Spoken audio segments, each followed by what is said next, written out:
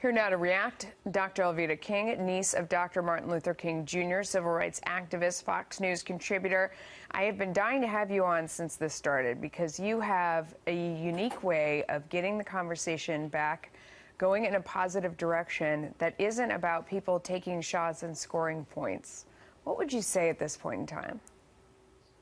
Well, Melissa, I tell you, and when I say we have been praying, people all over the country have been praying for America, for the president, for Congressman Lewis, for the whole situation, and as a member of the King family legacy, and that's the family of Martin Luther King Sr. and his wife Alberta, their 3 children, Christine, Martin Luther King, or ML, and my daddy, A.D. King. We've been praying and praying that Congressman Lewis would remember the lessons that he not only learned but taught people in the 20th century civil rights movement. Come to the table.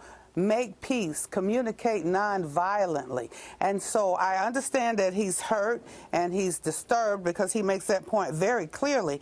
But the answer is not to just call somebody a racist, in this case President Trump, and not make efforts to resolve the situation. I brought in one of my books that's going to be released tomorrow. It's called King Truths. And I want to release a statement that Martin Luther King Jr. made, and I quoted it in the book as well.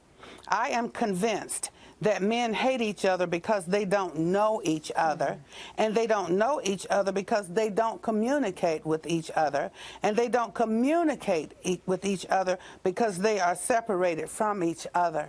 And my cousin Bernice King quoted that at MLK King Day in her speech. I have it in my book. So if Congressman Lewis can sit down at the communicating table, the peace table, and begin to have talks about unity, that is what we need in America.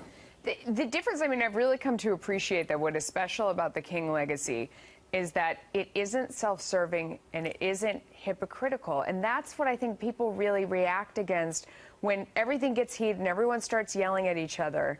You feel like nobody's really trying to talk to each other and solve the problem. They're trying to score points with their people, whoever their constituency they see that constituency to be, rather than actually trying to communicate and make progress. And that's the difference. How do we get back to that? Well, this is Martin Luther King Day, and we've got a new park in Atlanta, Georgia, a national park named after him, that Congressman Lewis passed the bill. President Trump signed the bill. That's something they had to do together. I believe Congressman Lewis needs to step on into it and do more things of communicating together to make it work. It can happen, and I do not believe that President Donald John Trump is a racist. You know what? The economy is better.